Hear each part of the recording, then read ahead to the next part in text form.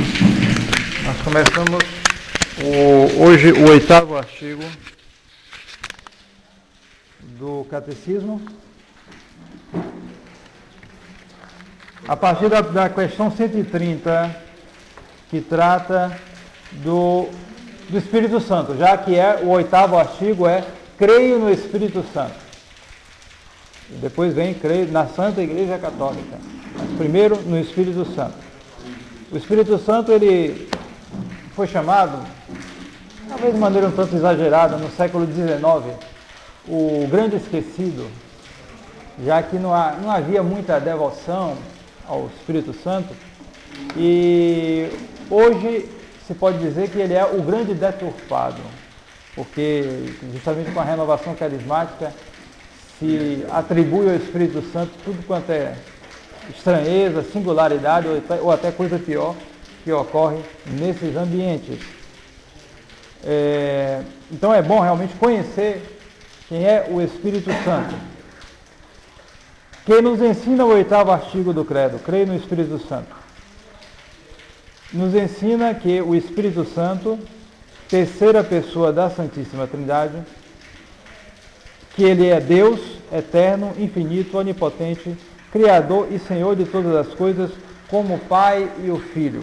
Então, primeira coisa a saber é que o Espírito Santo é a terceira pessoa da Santíssima Trindade. É uma das pessoas e, portanto, é Deus, tem a natureza divina, como todas as outras duas pessoas. De quem procede o Espírito Santo? O Espírito Santo procede do Pai e do Filho como de um só princípio, por via de vontade e de amor.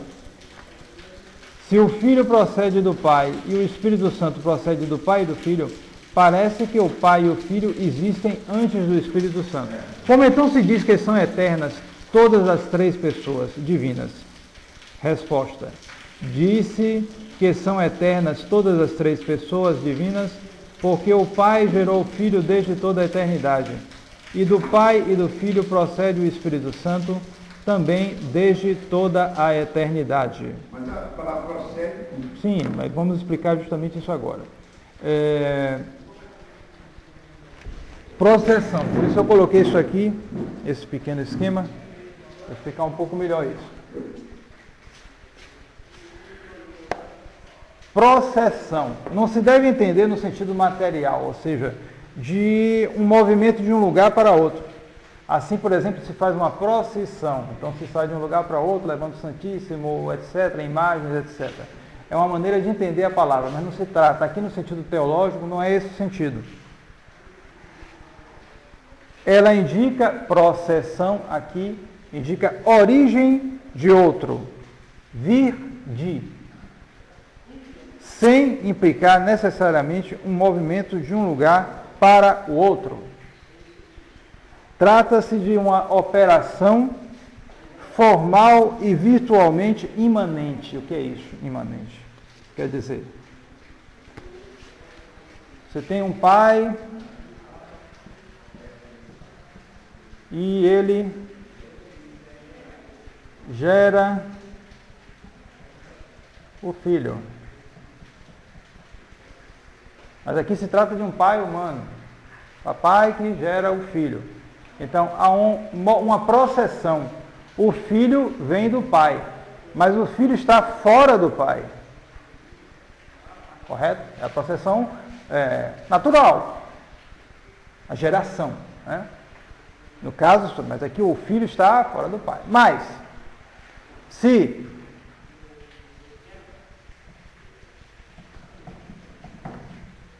um ser humano conhece, tem uma ideia de uma árvore, digamos assim, e ele tem a ideia de uma árvore, certo?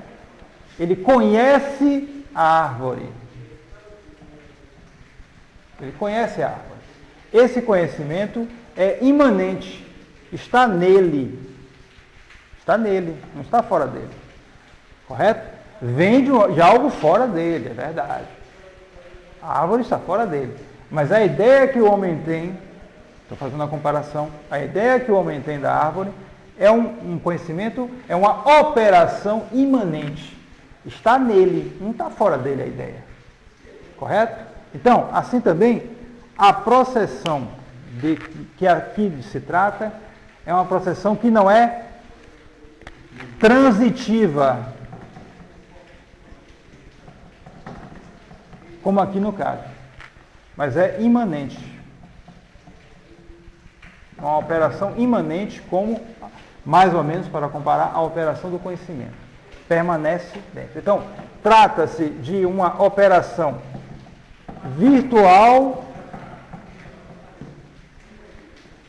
formal e virtualmente imanente.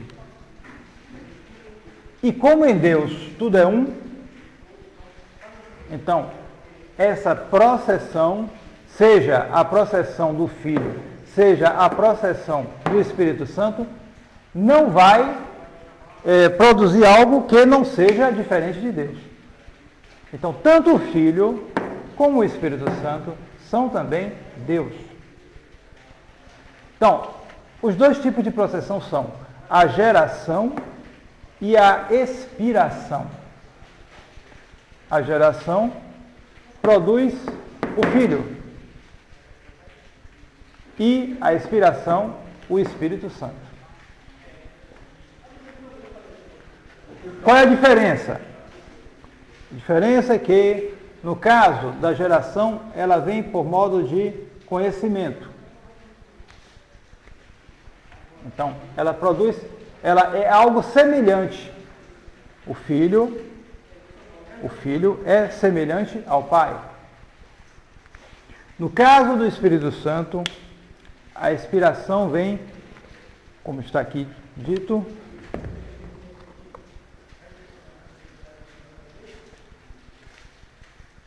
por modo de expiração, por modo de vontade, por modo de amor.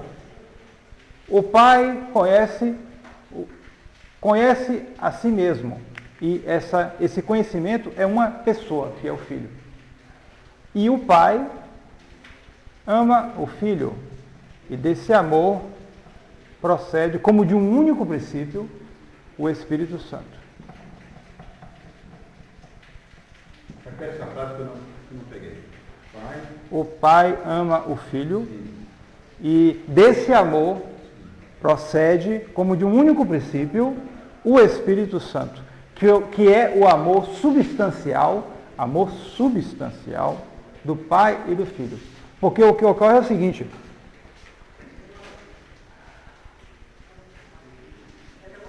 você só ama algo que você conhece. Ninguém ama algo que não é conhecido. Então, quando o Pai conhece o Filho, então há justamente esse amor. Só que no caso de Deus, esse amor é substancial. Esse amor é uma pessoa também. E como tudo em Deus é de natureza divina, esta pessoa também é de natureza divina, que é o Espírito Santo, já que todas essas processões são imanentes. Elas são em Deus. Elas indicam uma origem, mas uma origem intemporal.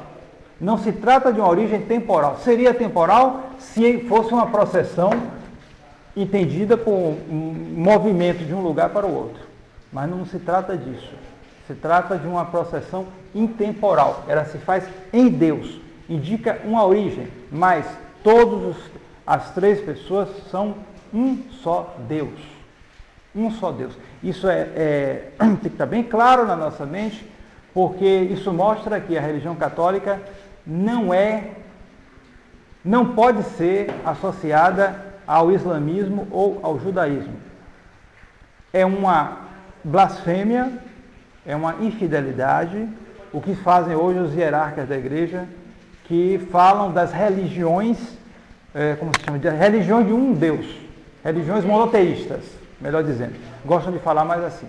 As religiões monoteístas, então eles falam do cristianismo, do judaísmo e do maometismo. Quem sai perdendo é o catolicismo. Porque nós sabemos que o maometismo, por exemplo, tem um ódio do catolicismo. E esse ódio, a base é justamente isso aqui, a Trindade. Eles, no Alcorão, os cristãos são chamados de associadores.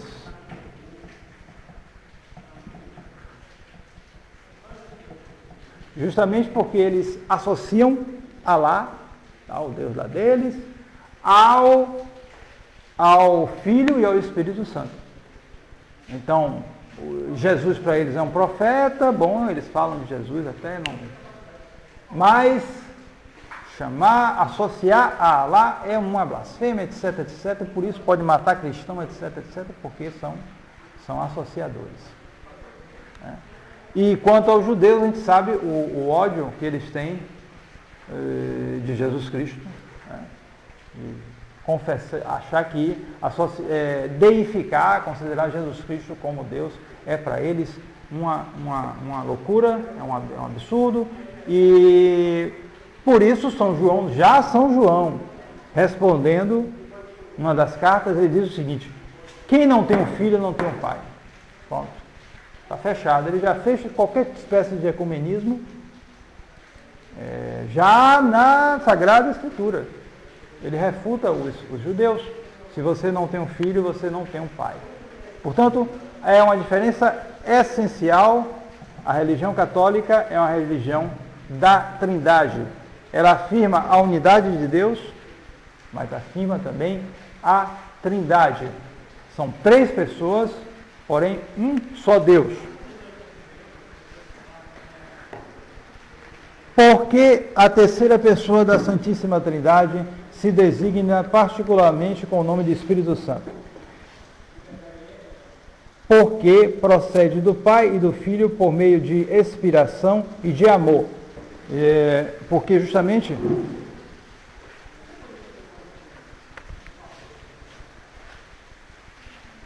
espírito, do grego pneuma, sopro, uma maneira para indicar, porque justamente o sopro, o ar, você não vê, mas você vê o efeito. Se abrir aqui essa janela, der um vento forte, é capaz de algumas páginas daqui virarem para cá. Ninguém vê o vento chegar e fazer como eu estou fazendo aqui com a mão virando a página. Não se vê, mas o efeito se vê. Então, o Espírito, ele quer indicar que ele não é visto, mas você vê os efeitos dele. E esse Espírito, ele é agios. Ele é santo. Espírito Santo. Ele procede, portanto, por meio de expiração, já que, no caso do conhecimento, há uma assimilação do que é conhecido para você. É o caso da geração, né? Quer dizer, você conhece uma cadeira, essa ideia da cadeira é assimilada em você. Mas no caso da vontade, que é o caso da expiração, não é inspiração, é expiração. Trata-se de um movimento que vai para o objeto amado. Correto? Então, a pessoa que, Santo Agostinho dizia, amor meus, pondos meus, meu amor, meu peso. Aquilo que você ama, que você preza, você é levado para isso. Veja os mundanos. Trabalham, depois de alguns anos, muito trabalho duro, compram um carro 0 km, que vale 50 mil reais, sei lá, aí é uma festa, e ele bota na frente da casa, ele não tem ainda garagem, eita que aflição. Toda hora ele sai para olhar se tem alguém fazendo, se tem algum moleque com que tem esses, né?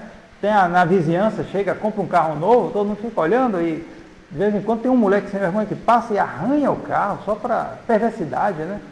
Então, o sujeito fica lá olhando toda hora, ele se aflige, ele se acaba com aquele carro, porque, então, a própria objeto, todos os desejos, dos amores dele, ele é levado a ver aquele carro, ele é atraído por aquele carro. Amor meus, pontos meus, no sentido, para os mundanos, é isso também. Ele é levado para isso. Assim também, num sentido muito mais elevado, na Trindade há esse amor. E é um movimento para o objeto do Pai e do Filho. E só que, como eu expliquei, no caso, em Deus, esse amor é substancial. Mas justamente o Espírito procede por expiração, por modo de expiração e de amor. Que obra se atribui especialmente ao Espírito Santo? A obra especialmente atribuída ao Espírito Santo é a santificação das almas. Tanto o Pai, como o Filho, como o Espírito Santo santificam, claro. Mas essa obra é atribuída especialmente ao Espírito Santo. Assim também, tanto o Pai, como o Filho, como o Espírito Santo redimem, são redentores. Mas essa obra se atribui especialmente ao Filho. Foi ele que morreu na cruz. Assim também, tanto o Pai, como o Filho, como o Espírito Santo são criadores. Mas a criação se atribui especialmente ao Pai. E assim por diante. Então, e se assim é, por que se atribui em particular ao Espírito Santo a santificação das almas? Se atribui em particular ao Espírito Santo a santificação das almas, porque é obra de amor, e as obras de amor se atribuem ao Espírito Santo, justamente porque a santificação das almas é sobretudo uma questão de caridade. A pessoa só é santa, a pessoa é católica se ela tem fé, mas a pessoa só é santa quando ela tem a caridade. A pessoa pode ter a fé e está em pecado mortal. A fé morta. Tem fé, pertence à igreja, mas está em pecado mortal, não tem a caridade, não tem a graça de Deus. Impressionante. Um estado realmente impressionante, mas isso pode ocorrer. Mas a pessoa só é santa, ou seja, ela só está destinada ao céu, mesmo que ela não seja um modelo de virtude, mas pelo menos ela cai, se ela morrer ali, ela vai para o purgatório, vai queimar lá não sei quantos séculos, mas ela é uma santa alma do purgatório.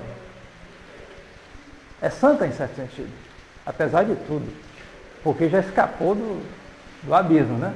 Do Hades, né? Então... Aquele o quê? Ah, não sei. Bom,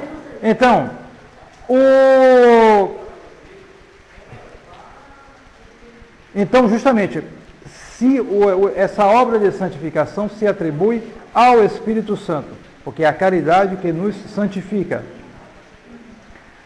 Quando o Espírito Santo desceu sobre os apóstolos, ele desceu sobre os apóstolos no dia de Pentecostes, isto é, 50 dias depois da ressurreição de Jesus Cristo e 10 dias depois de sua ascensão. Onde ficaram os apóstolos nos 10 dias antes da festa de Pentecostes? Eles ficaram no cenáculo em companhia da Virgem Maria e dos outros discípulos e perseveravam na oração, esperando o Espírito Santo que Jesus lhes havia prometido. Quais foram os efeitos que o Espírito Santo produziu nos apóstolos? O Espírito Santo confirmou na fé os apóstolos, encheu-os de luzes, de forças, de caridade e da abundância de todos os seus dons. Foi enviado o Espírito Santo só aos apóstolos? Foi enviado a toda a igreja e a todas as almas fiéis. Que opera o Espírito Santo na igreja? O Espírito Santo, como a alma no corpo, vivifica a igreja com a sua graça e com os seus dons. Estabelece nela o reino da verdade e do amor e assiste-lhe a fim de que oriente os seus filhos com firmeza no caminho do céu. Porque, veja bem, é verdade que o Espírito Santo, a obra que se atribui é a santificação das almas, mas também, notem bem que uma fé viva é uma fé muito mais forte, muito mais atuante e muito mais esclarecida do que uma fé morta. E, portanto, como é o objetivo e a santificação, quem é santo não tem só uma caridade, mas tem também a fé.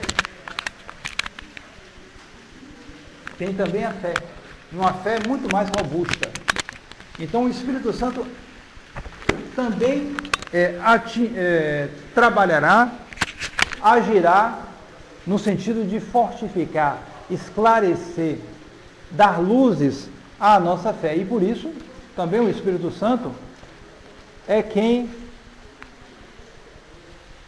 inspira, garante a infalibilidade, por exemplo, dos papas, ilumina os doutores, os pregadores, tudo isso ele trabalha com isso também, porque faz parte do processo, faz parte da santificação.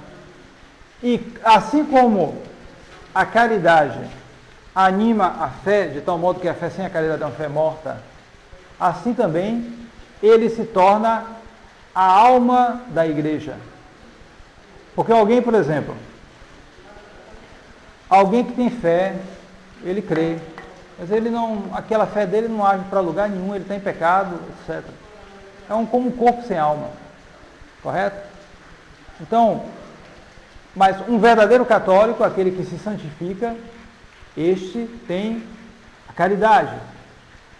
Então, uma igreja que tivesse só a fé, seria uma igreja como um corpo sem alma. O Espírito Santo que dá essa alma à igreja, ao corpo da igreja.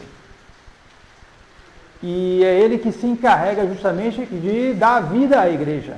Notem bem, por exemplo, como é impressionante quando o Espírito Santo desceu sobre os apóstolos no dia de Pentecostes. Então o que é que ocorreu? Imediatamente a expansão.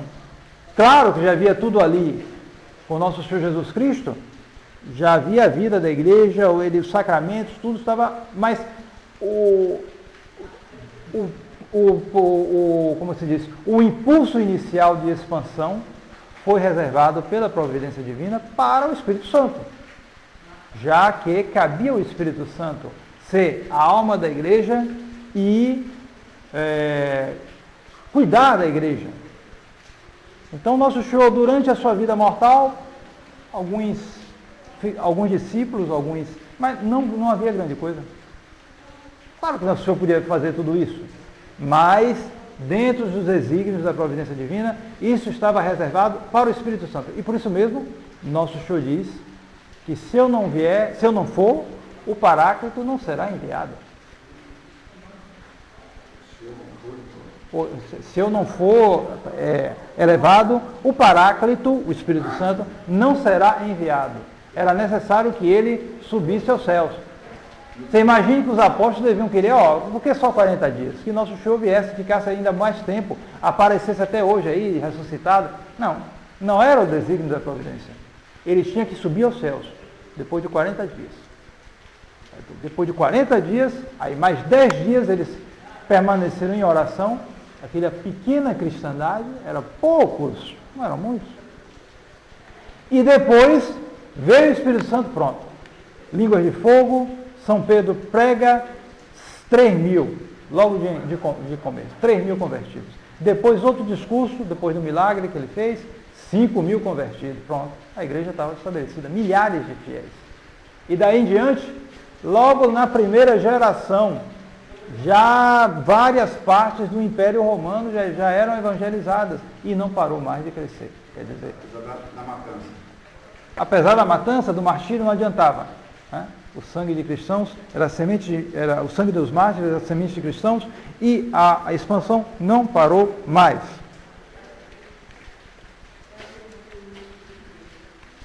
Nono artigo. Esse artigo é mais desenvolvido, nós veremos só algumas partes aqui,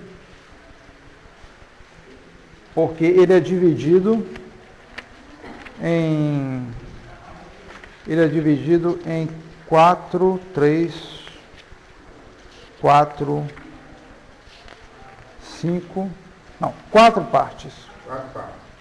4 partes. Qual o título? Então, creio na Santa Igreja Católica, na comunhão dos santos. Bom, se a gente considerar também a comunhão dos santos, que faz parte realmente, fica maior ainda. Fica 6 partes. 6 partes. Então, na comunhão dos santos. E a primeira parte justamente é da igreja em geral, que nos ensina o 9º artigo do credo: creio na Santa Igreja Católica, na comunhão dos santos.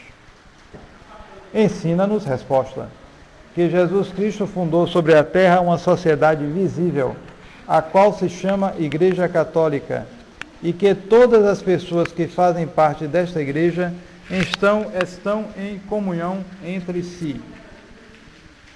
Pergunta de número 143. Porque depois do artigo que trata do Espírito Santo, fala-se imediatamente na Igreja Católica?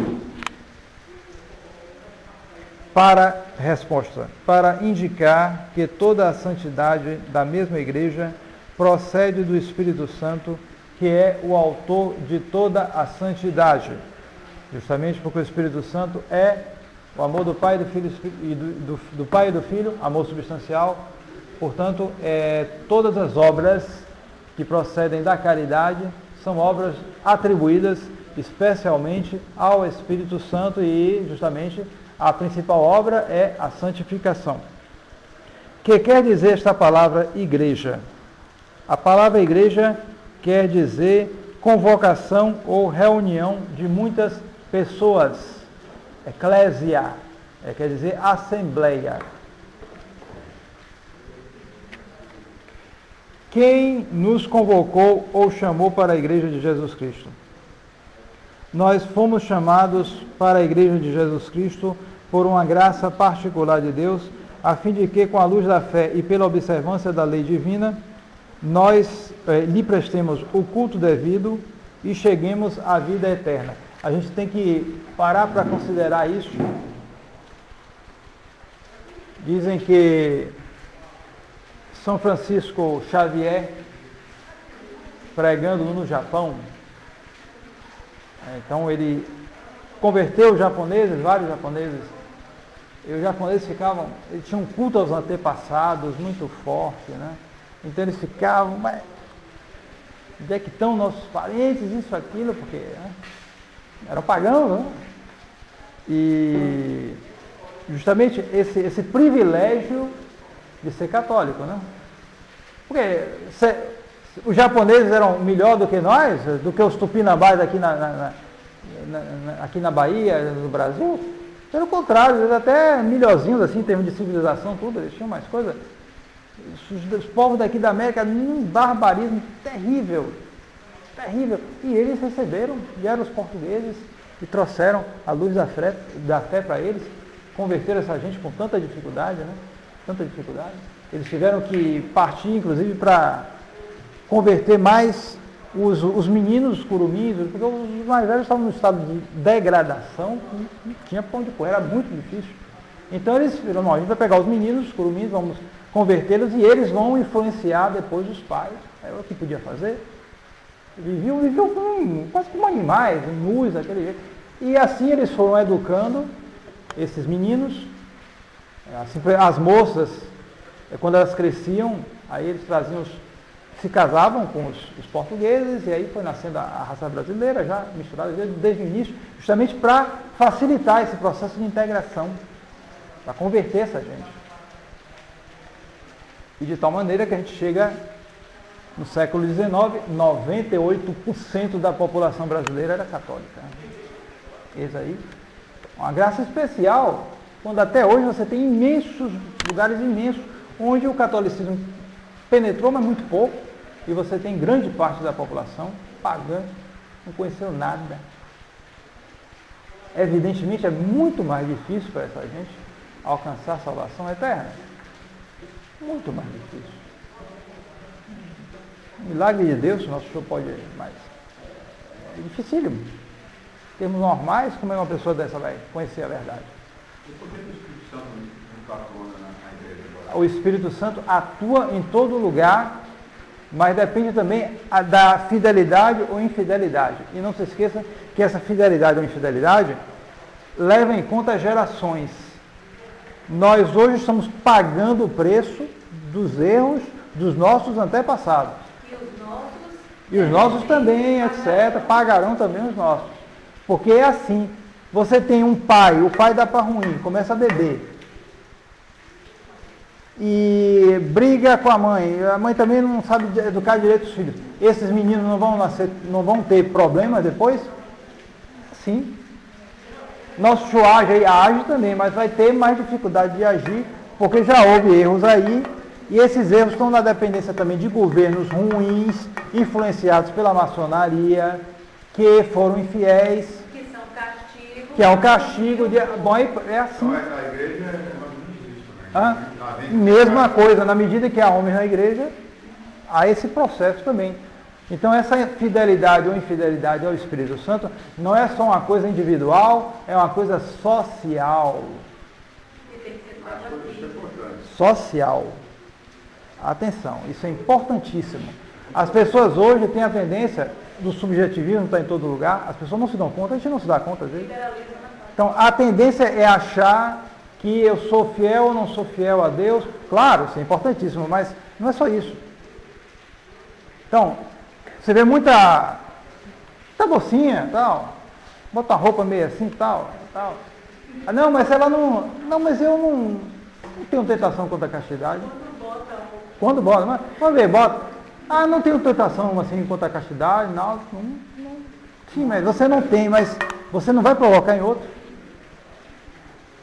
Tem que entender isso, não é só o aspecto individual seu, mas é o aspecto, bom, estou dizendo, se chegar a isso, mas às vezes a pessoa é muito novinha ou isso, aquilo, mas você tem que olhar esse aspecto social, que você vai provocar em outro, você está num conjunto de coisas. E a graça de Deus se serve também das sociedades. As sociedades podem barrar a ação de Deus, podem, e é assim, Horácio. Então o Espírito Santo ele se enfrenta não só com a resistência dos homens individual, mas com a resistência dos homens em conjunto. Né?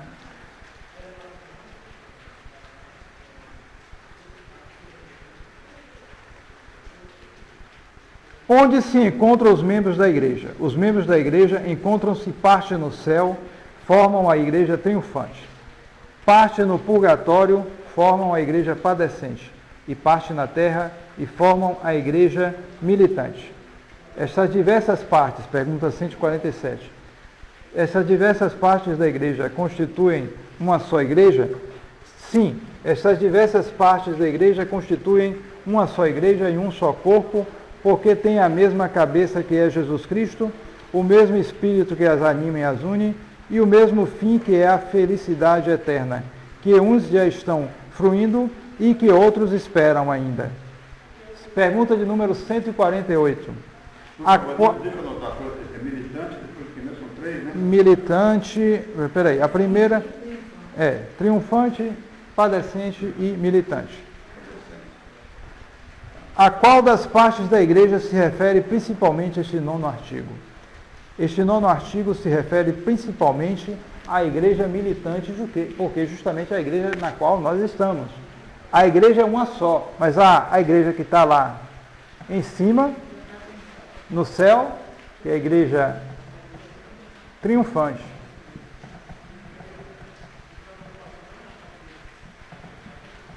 Aqui abaixo tem a igreja padecente, que é o purgatório. E aqui no meio está a igreja militante. Militante vem de militar. Não, não é marchando, está brigando. Uma milícia, o que é uma milícia? Para formar uma milícia, é para brigar. E defender. Brigar, seja para atacar, seja para defender, mas está brigando. Então, coloquei aqui a padecente porque, bom, digamos assim, o purgatório se diz que está debaixo da terra e o céu está lá em cima. Então a gente está aqui no meio. De fato, esses aqui estão mais perto desses aqui. Eles são as santas almas do purgatório. Só que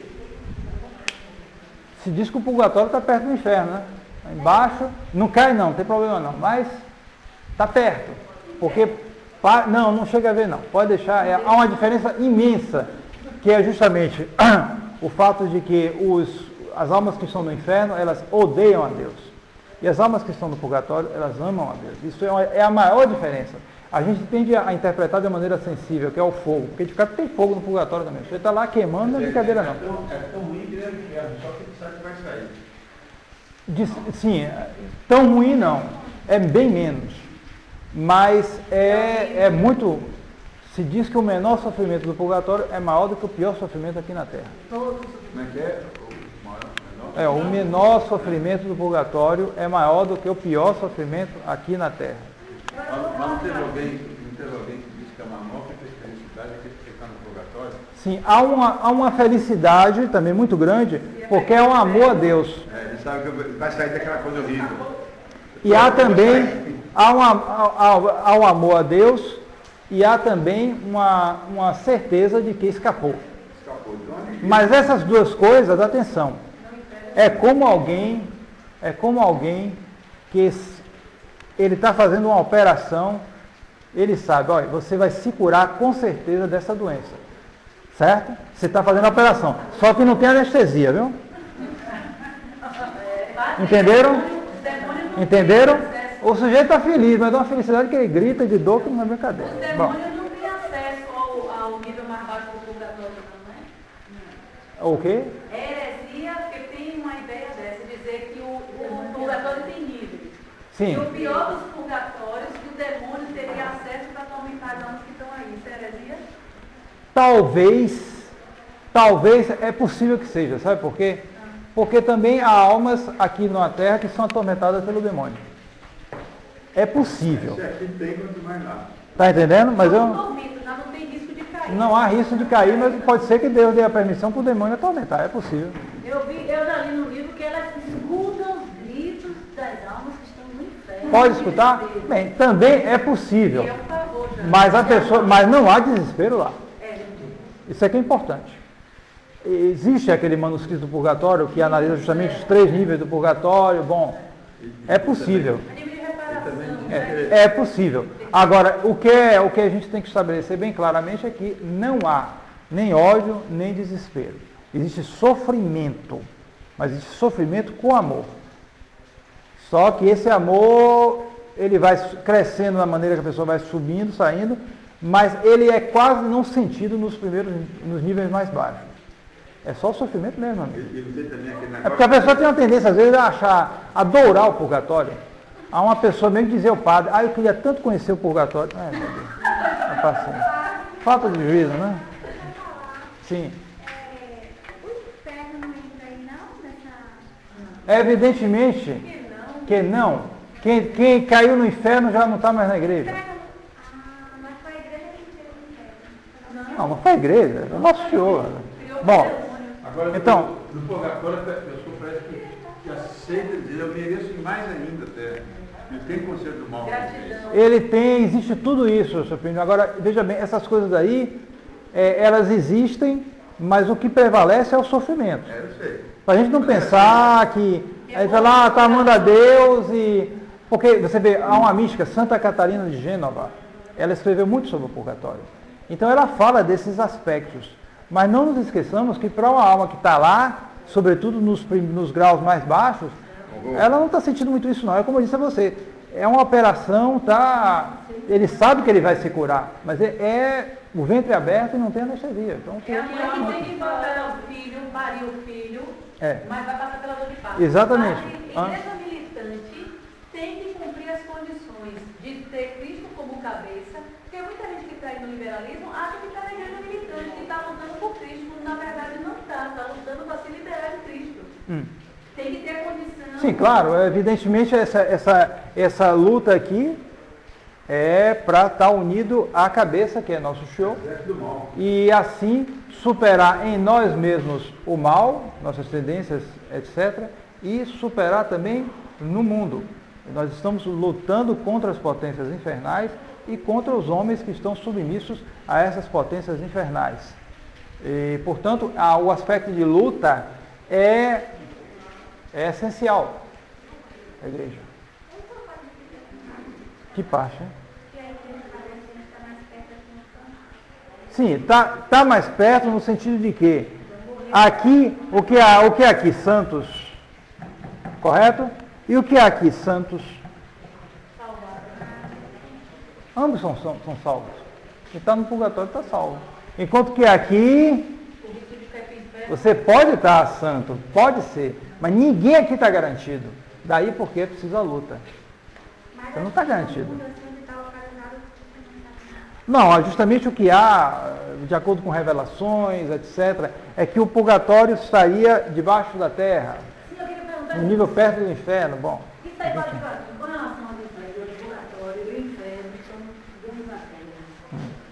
São curiosidades que dizia aí, eu queria uma coisa. Quando a gente tratar dos novícios, a gente verá com mais detalhe isso. Em que sentido? Quer dizer, é um lugar. De fato é um lugar. Agora, se afirma que está debaixo da terra, bom, pode ser. O lugar mais profundo perfurado aqui no planeta Terra, né, foi feito pela Rússia. Mas eles tiveram que abandonar a perfuração, porque já não tinha material que resistisse ao calor. Eu acho que era 200 ou 300 graus, ou 175. Não tinha mais como ficar lá, permanecer para continuar o trabalho. Eles tiveram que abandonar o trabalho. São coisas bizarras que às vezes a gente conta. Outra coisa, eles ouviram, você viu? Bom, se ouviram, aí... Isso aí já é de outra história. Mas que é quente, é. Basta isso, né? Bom. Não, 175 não. Para você estar com o ser humano, pode ter. Não, estou dizendo, na verdade, bom. Agora vamos... Então, nós vamos tratar aqui da igreja, e a igreja que nós vamos tratar é, sobretudo, esta aqui, é claro, a militante. Essa que nos interessa, porque nós estamos nela. Nós estamos aqui lutando. Nós podemos ir para essa aqui, a triunfante,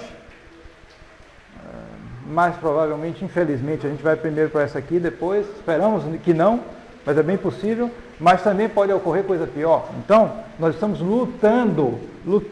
Por isso é chamada a igreja militante. Então, depois nós passaremos na próxima aula para a igreja em particular, onde nós trataremos justamente da igreja católica, porque é verdade, todo mundo que está aqui, na triunfante ou na padecente, só pode estar católicos. Mas aqui, você tem de uma maneira mais nítida, clara, a igreja católica como justamente a união do homem com Deus numa dimensão social. A igreja católica é uma sociedade fundada por nosso Senhor Jesus Cristo. Nós veremos isso então na próxima aula.